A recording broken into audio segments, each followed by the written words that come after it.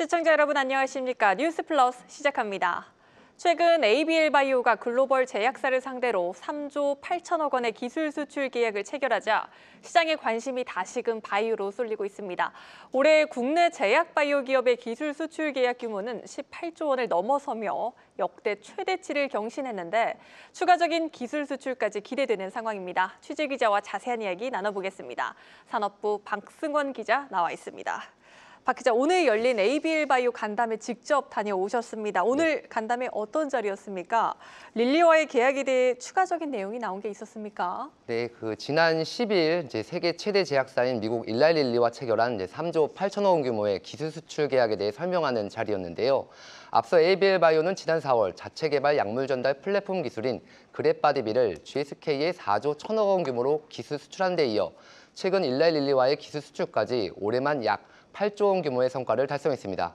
특히 일라이릴리와는 220억 원 규모의 지분 투자 계약을 맺기도 했는데요. 글로벌 빅파마로부터 주목받고 있는 플랫폼 기반의 기술 경쟁력을 다시 한번 입증했다고 자평했습니다.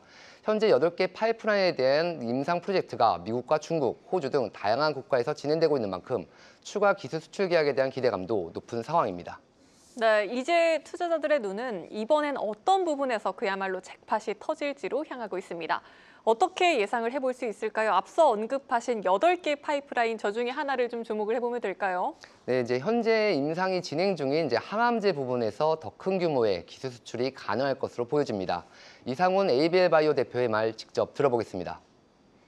그동안에는 요 BBB 셔틀에 대한 것만 있었지만 T셀 인게이저로서 이제 이중항체로 면역 항암 치료제를 임상을 굉장히 활발하게 하고 있는데 그거에 대한 추가적인 어떤 임상의 성숙도에 따라서 지금보다는 더 큰 딜로 아마 항암제 부분도 딜이 될 수 있을 것 같고요.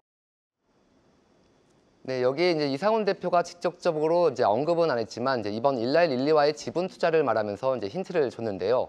국내 바이오텍 가운데 처음으로 빅파마에게 지분 투자를 받은 건데 일라이릴리가 뇌질환 치료제, 비만, 근육에 집중하고 있는 만큼 이 부분에 대해서도 추가 기술 수출이 기대되고 있습니다. 네, 사실 ABL바이오가 워낙 크게 잭팟을 터뜨려서 그렇지 역대급 성과를 내고 있는 다른 기업들도 참 많습니다. 올해 K바이오 기술 수출 18조 원을 넘어서 20조 원까지 넘길 수 있다. 이런 기대감도 시장에서 나오고 있는데요. 어떻게 보십니까? 네, 현재까지 국내 바이오 기업들이 글로벌 빅파마를 상대로 체결한 기술 수출 규모는 18조 1천억 원을 넘어섰습니다. 이는 기존 연간 최대 실적을 기록했던 지난 2021년을 훌쩍 뛰어넘는 수치인데요. 앞서 언급한 ABL바이오를 비롯해 알테오젠, 니가켄바이오 등 플랫폼 기반 기업들이 이런 가파른 증가세를 이끌었습니다. 이들 기업 외에 추가로 기술 수출이 기대되는 플랫폼 기반 기업들도 있는데요. 지난해 10월 일라이릴리와 기술 평가 계약을 체결한 펩트론을 비롯해 미국 화이자가 인수를 결정한 메세라에 기술 이전한 D&D 파마텍이 그 주인공입니다. 여기에 독일 베링거 인겔하임과 공동 연구를 진행하고 있는 G2G 바이오도 기대되는 강력한 후보군으로 꼽히고 있습니다. 플랫폼 기술이 적용 범위가 넓어 글로벌 빅파마들이 적극적으로 나서고 있는 만큼 올해 연말까지 이들의 공동 연구가 추가 기술 수출로 이어질 것으로 기대되고 있습니다. 네, 여기까지 듣겠습니다. 산업부 박승원 기자였습니다.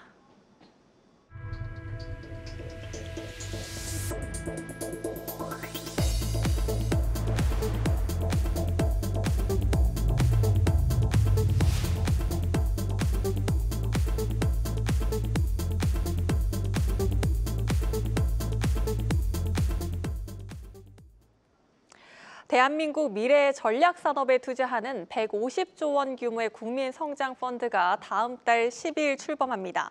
아직 구체적인 투자 대상과 투자 방식 등이 베일에 쌓여 있어 궁금증을 자아내고 있는데요. 경제부 유주환 기자와 차례로 알아보도록 하겠습니다.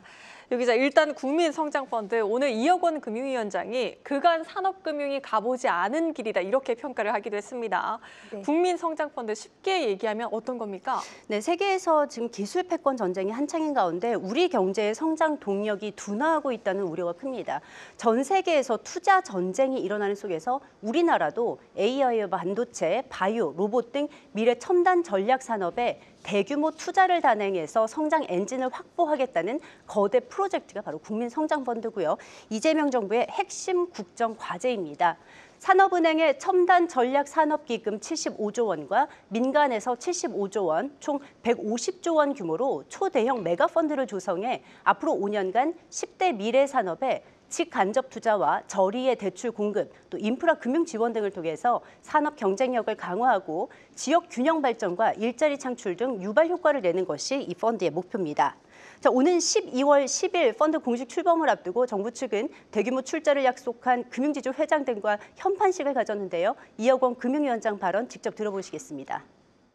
우리 경제의 미래를 함께 만들어간다는 책임감을 가지시고 국민성장 펀드와 생산적 금융 대전환의 성공을 위해 모든 의지를 담아주시기를 당부드립니다.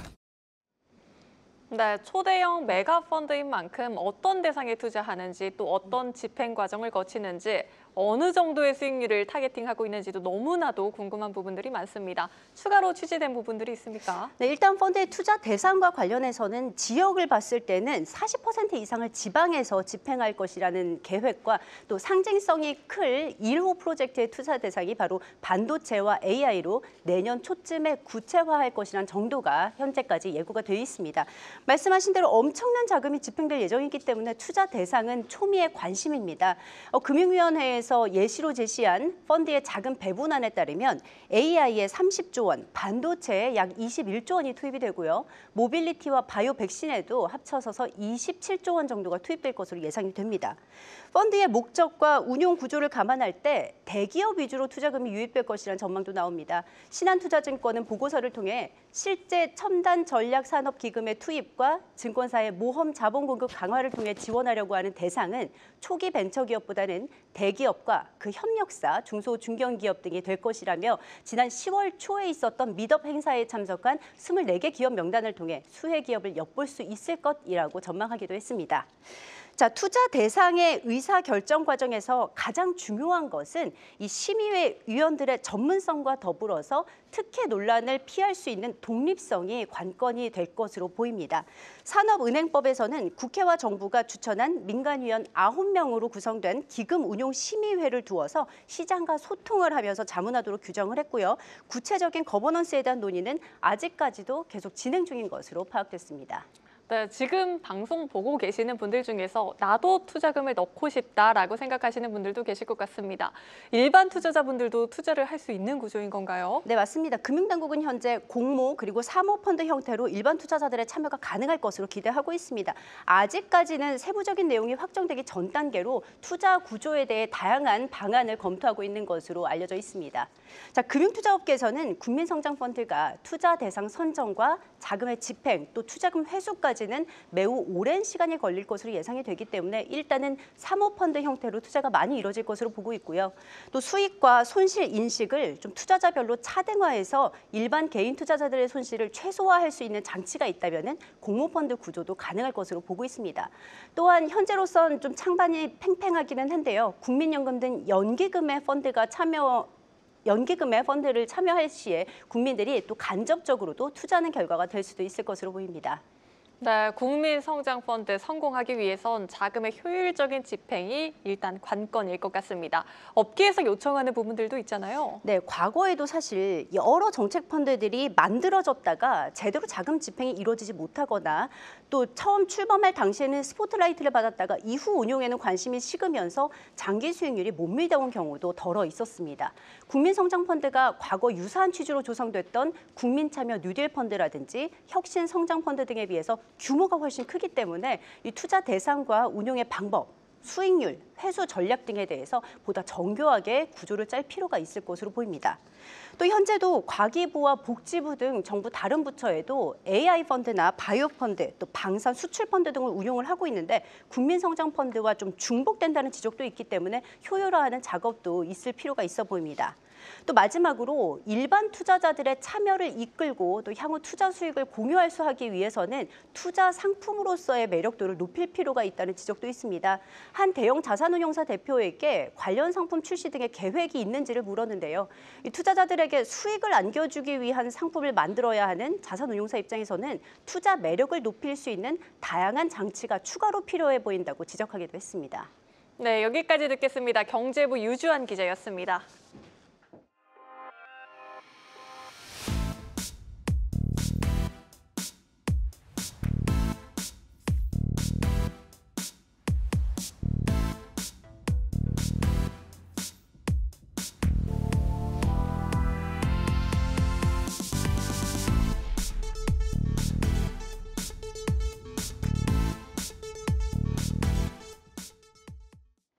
금융계급제 이재명 대통령이 최근 금융제도의 문제점을 지적하며 사용한 표현입니다. 가난한 사람에게 더 높은 이자를 강요하는 구조를 바로잡아야 한다는 취지인데요. 이 대통령은 지난 9월 국무회의에서도 고신용자의 금리를 다소 올려서라도 저신용자의 부담을 낮춰야 한다고 언급한 바 있는데 2달 만에 같은 문제를 다시 꺼내든 겁니다. 대통령 발언 이후 금융당국도 서둘러 대응해왔습니다. 금융위는 정책 서민금융상품인 햇살론 금리를 15.9%에서 12.9%로 사회적 배려계층에게는 9.9%까지 낮추는 방안을 추진하고 있는데요. 하지만 정부 노력으로는 충분하지 않다는 판단일까요? 이제는 금융권이 자체 재원으로 저신용자에게 실질적인 금리 인하 혜택을 제공해야 한다는 주문이 나오고 있습니다. 앞서 5대 금융지주가 제시한 포용금융 공급 계획은 총 70조 원 규모, 향후 5년간 우리금융이 최소 7조 원, KB금융이 최대 17조 원을 투입해 취약계층 대출 확대, 금리 우대 등을 지원하겠다고 밝혔는데요. 금융위는 이번 주 금융지주 임원들을 소집해 이러한 계획이 잘 이행되고 있는지 점검할 예정입니다. 은행권에서는 새로운 방식의 저신용자 대출 상품을 검토하고 나섰습니다. 성실하게 상환을 이어온 차주에게 대출 한도를 높이고 금리를 깎아주는 크레딧 빌드업입니다. 쉽게 말해 100만 원을 갚으면 200만 원을 빌려주고 200만 원을 갚으면 300만 원을 빌려주는 등 단계적으로 한도를 올려주고 금리를 낮추는 구조입니다. 기존 신용점수 대신 상환 성실도를 핵심 기준으로 삼는 점이 특징입니다. 하지만 은행권 내부에서는 리스크 관리 측면에서 우려도 나옵니다.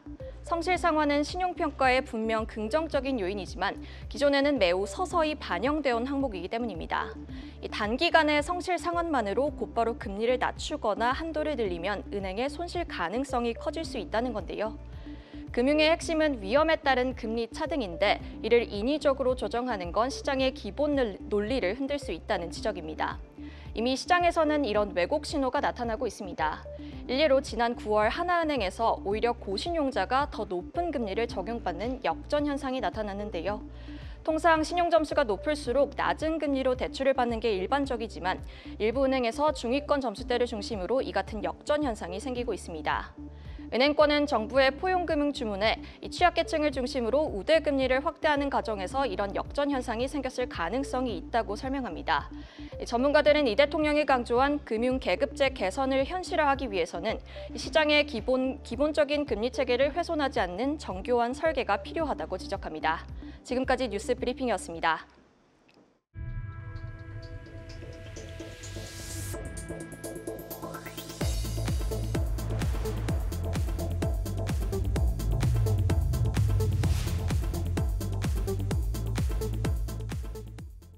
현대차그룹이 로봇을 위탁 생산하는 파운드리 사업을 추진하겠다고 처음으로 공식화했습니다.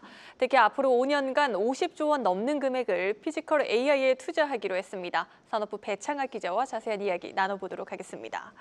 배 기자, 현대차그룹이 신사업으로 로봇 파운드리를 들고 나왔습니다. 로봇을 위탁 생산하겠다는 건데 어떤 의미로 봐야겠습니까? 일단 시사하는 점이 조금 클 것 같습니다. 현대차그룹이 지난 주말이었죠. 일단 국내에 5년간 125조 2천억 원이라는 막대한 돈을 투자하겠다고 밝혔습니다. 연 평균 투자액 25조 원을 웃도는 역대 최대 규모인데 신사업에만 50조 원 넘게 배정했습니다. 가장 눈에 띄는 대목은 방금 말씀 주셨던 로봇을 대신 만들어주는 파운드리 시장의 도전장을 내민 점인데요.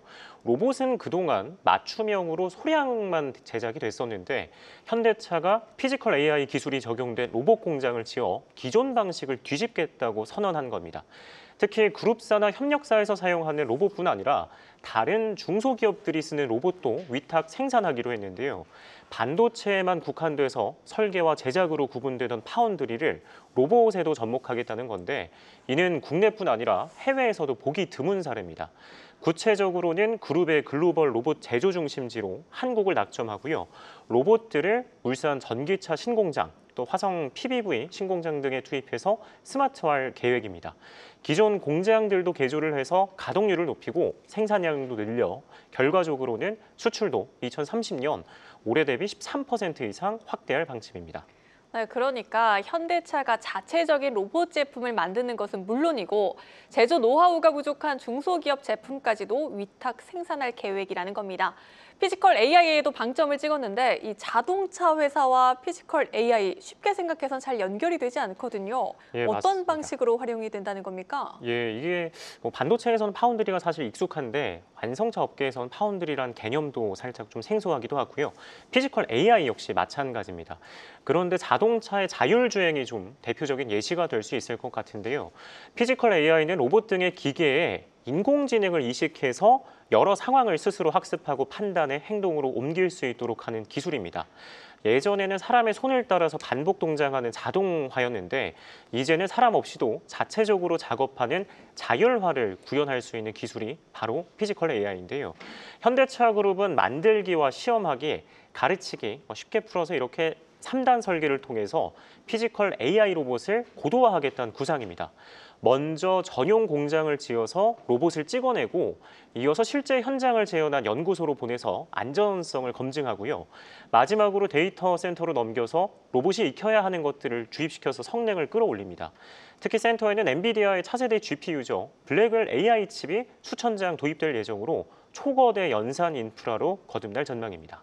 네, 현대차 그룹이 그리고 있는 미래 기대가 됩니다. 우리 산업 전반에도 영향을 미치지 않겠습니까? 네, 맞습니다. 이게 짧게 보면 현대차 그룹만인데 길게 보면 우리 산업의 운영 방식이 완전히 바뀔 수 있습니다. 현대차 그룹이 그리는 미래의 핵심은 피지컬 AI를 기반으로 한 모든 공정의 자율화인데요. 정착이 되려면 그룹사뿐만 아니라 협업을 하고 있는 협력사들도 발을 맞춰야 합니다. AI와 로봇을 들여야 하는 것입니다. 정의선 현대차그룹 회장도 지난 주말 국내 차산업 생태계 안정화를 위해 팔을 걷어붙이겠다고 한 발언도 협력사와 함께 하자는 취지로 읽히는데요. 정 회장은 당시 현대차 기아가 올 한 해 1차 협력사가 부담하는 대미관세를 소급해 전액 지원하고 5,000개 넘는 2차, 3차 협력사와도 상생하겠다고 강조했습니다. 자동차 업계에서는 올해 1차 협력사의 대미관세액을 7천억 원 이상으로 추산을 하는데요. 관세 직격탄을 맞은 협력사들이 스마트 전환에 쏟아야 하는 투자를 줄이지 않도록 지원한 것으로 해석되고 있습니다. 네, 잘 들었습니다. 산업부 배창학 기자였습니다.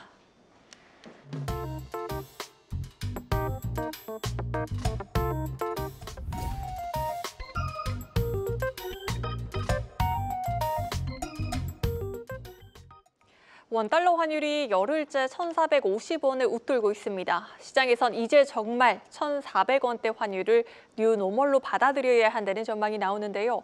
계속해서 높아지는 환율에 ETF 투자 전략에서도 환 노출 여부에 따라 수익률 차이도 크게 엇갈린 것으로 나타났습니다. 증권부 정재훈 기자 나와 있습니다. 정 기자, 지난주 구윤철 경제부총리의 구두 개입 이후에도 원달러 환율 큰 폭으로 떨어지진 않고 있습니다.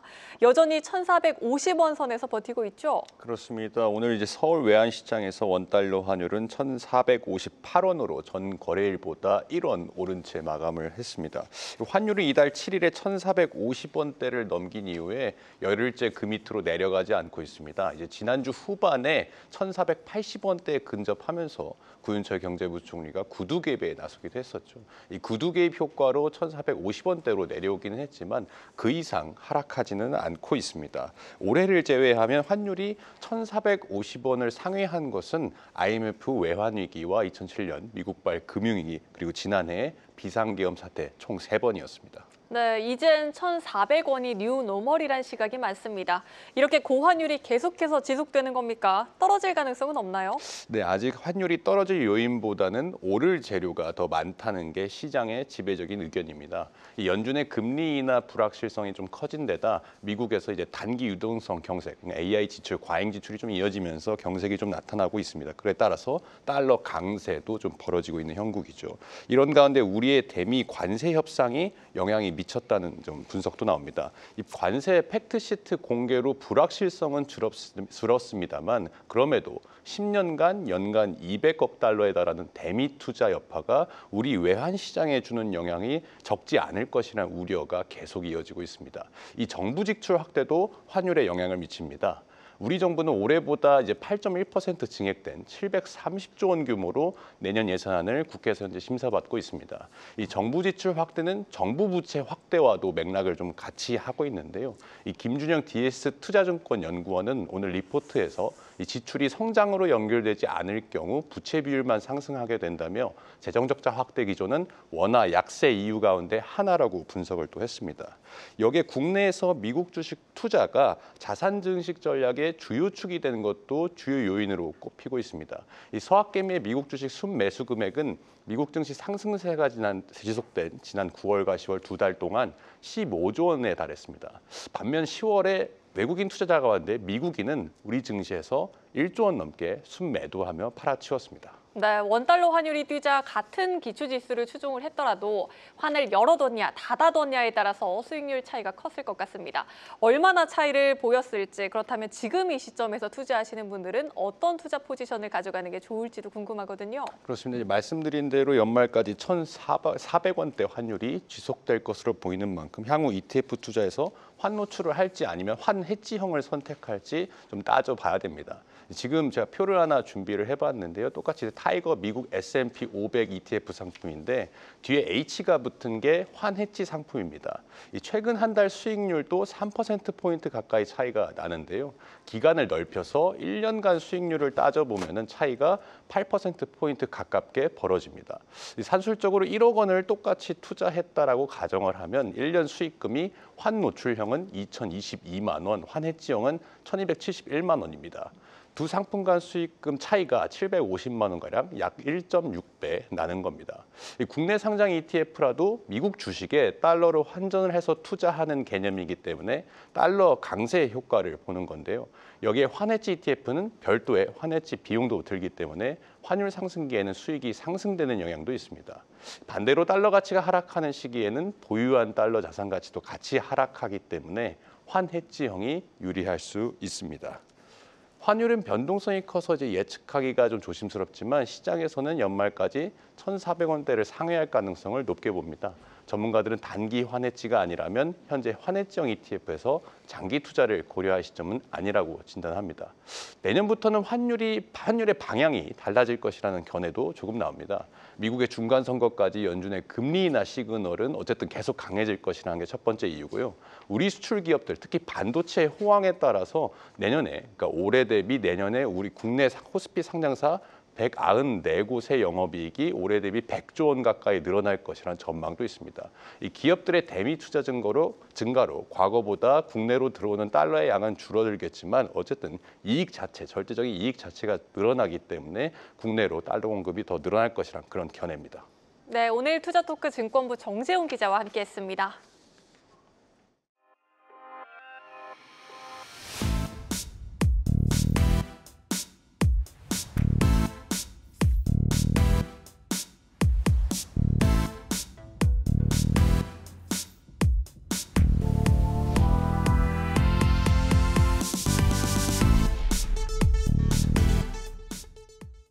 서울 도심 한복판 주택가에 데이터 센터가 들어서는 것을 두고 논란이 커지고 있습니다. 도심 속 데이터 센터 수요는 늘고 있는데 명확한 기준이 없다 보니 주민들은 불안만 커지고 있습니다. 신재근 기자가 보도합니다. 서울 영등포구 양평동의 한 주택가입니다. 데이터 센터가 세워질 부지 바로 옆은 연립주택이고 앞에는 아파트 단지가 있습니다. 불과 수십 미터 떨어진 곳에는 어린이집도 있습니다. 주민들이 데이터 센터 건립을 거세게 반발하는 이유입니다. 특히 주택가하고 채 1m도 되지 않는 이 부지에 배터리 화재가 난다면 엄청난 제한이 될 겁니다. 이거 반드시 막아야 됩니다. 여기가 지금 어린이집도 가깝고 굉장히 많아요. 어린이집도 한 몇 군데가 되는데 전자파라든가 그다음에 불이 날 경우도 있다 그러고 좀 엄청 불안해갖고. 인근 물레동도 사정은 마찬가지입니다. 터파기 공사가 한창인 이곳에는 데이터 센터가 들어설 예정인데 바로 옆에는 어린이집을 포함해 29층짜리 주상복합 건물이 함께 지어지고 있습니다. 그런 다양한 문제들이 실질적으로 발생할 가능성이 있고 이 부분에 대해서 명확하게 주민분들의 불안을 잠식시킬 만한 그런 자료들이 정말 제공이 됐나 그런 생각이 들고요. 도대체 이 일대를 어떤 생각으로 지금 그 건축 허가를 한 건지 그런 게 참 의문스럽고. 주민 반발이 커지자 관할 영등포구청은 정부의 제도를 변경해달라고 건의한 걸로 확인됐습니다. 주거 환경 등에 미치는 영향이 크다고 판단되는 경우 데이터 센터 허가를 제한할 수 있는 법적 근거를 마련해달라는 겁니다. 이제 주민들도 불안해하고 또 이런 시설이 이제 무분별하게 건립되지 않도록 하는 내용으로 해서 건의한 겁니다. 주변 환경을 고려해가지고 구청장이 거부할 수 있도록 운영을 개정해달라. 하지만 주무부처인 국토교통부는 난색을 표하고 있습니다. AI 산업을 육성하고 있는 정부 정책과 충돌이 불가피하다는 겁니다. 그 데이터 센터라고 하는 게 그렇게 위락시설이나 이런 것처럼 뭔가 주변 환경에 위해를 미치는 그런 시설임이 분명한지에 대해서 약간 의문이 좀 있고요. 건축 허가 제한으로 걸어버리면 전국적으로 데이터 센터가 들어갈 구멍이 없어져 버려요. AI 수요가 폭발적으로 늘어나면서 오는 2028년까지 수도권에만 데이터 센터 40개가 추가로 들어설 전망입니다. 하지만 데이터 센터를 둘러싼 갈등을 어떻게 해결해야 할지 아무런 기준조차 없는 실정입니다. 한국경제TV 신재근입니다. 저희가 준비한 뉴스는 여기까지입니다. 시청해주신 여러분 고맙습니다.